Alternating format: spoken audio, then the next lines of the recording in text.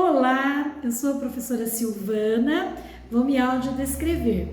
Eu sou loira, uso óculos de grau, hoje eu estou usando uma regata branca que tem uma gola preta, gosto muito de usar adornos como pulseiras, brincos, colares e tenho a pele branca. Hoje nós vamos falar um pouco da educação inclusiva. O que para nós, como professores, isso implica na nossa prática. A educação inclusiva ela está muito presente hoje, lembrando que a educação inclusiva é diferente da educação especial. Então, a educação inclusiva escolar é mais abrangente, ou seja, ela acontece quando nós incluímos todos os estudantes na nossa prática, em sala de aula. Então, por exemplo, se você tem lá, professor, 30 estudantes, será que os 30 estudantes estão incluídos mesmo de fato em todas as suas metodologias que você apresenta quando você vai ensinar? Vamos pensar? Então, para começarmos a nossa reflexão, vamos ver essa ilustração. Observem que interessante essa ilustração. A professora mostra para os estudantes um desenho. E as crianças, todas elas, observem que cada uma lembra de uma referência em relação ao que a professora está expondo. Todas pensam referências, objetos diferentes um do outro. O que isso quer dizer para nós enquanto professores? Que cada criança aprende de um jeito. Cada criança, quando nós estamos propondo uma atividade, explicando um conteúdo, fazendo referências dentro da sala de aula, eles estão entendendo de um jeito, cada um de um jeito. Então, a inclusão, ela não tem a ver com a diferença externa de cada um, e sim com as diferenças que vêm da parte intrínseca, ou seja, interna de cada um. Então, a inclusão, ela não é inserção por categorias.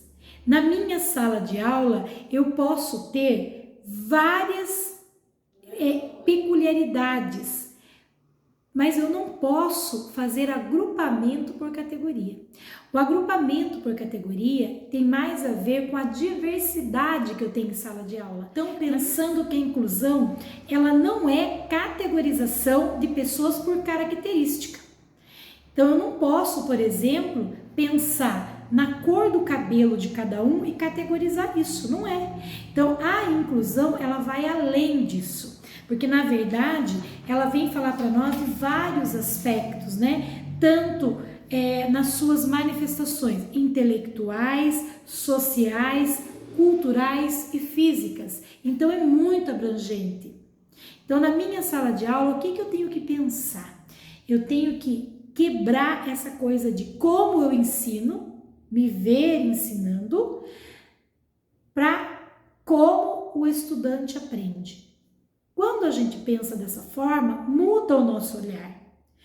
Vou citar um exemplo para vocês. Quando nós usamos as metodologias ativas, que são, por exemplo, que hoje fala-se muito, mas para colocar em prática, nós temos poucas práticas nesse sentido.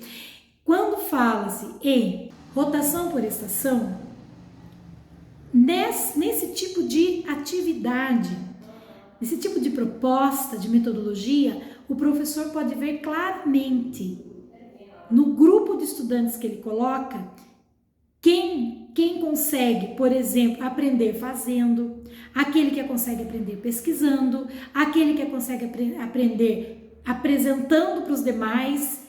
Esse tipo de metodologia é excelente para você poder proporcionar para as crianças, para todos eles, o aprendizado.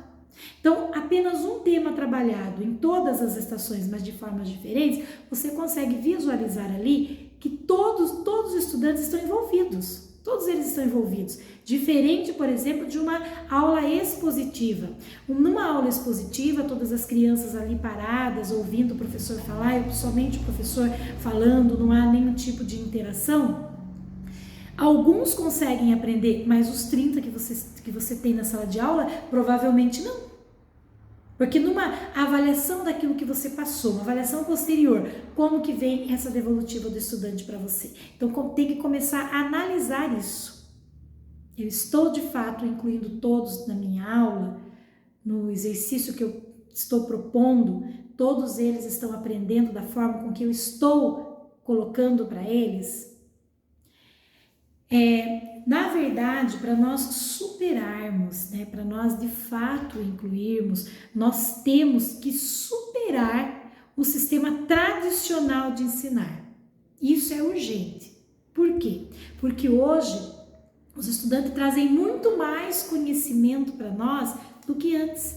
Hoje eles têm as redes sociais, eles têm tanta coisa na mão que eles podem por si próprios estudar, eles podem pesquisar. Então nós temos que aproveitar essa demanda que o estudante traz. Não é para começarmos como que a gente começa como que nós preparamos a nossa aula? Nós preparamos visualizando o conhecimento prévio do estudante. Então, o que vem a ser esse conhecimento prévio do estudante? O que ele já sabe? Resumindo, para que a gente consiga incluir os nossos estudantes em sala de aula, todos aqueles que nós temos em sala de aula, nós temos que levar em consideração os aspectos, não os aspectos externos, mas os aspectos internos, intrínsecos. Aí sim, nós vamos conseguir com que todos eles se sobressaiam de alguma forma, usando N estratégias dentro da sala de aula para proporcionar para eles a verdadeira aprendizagem, para que eles se aprendam.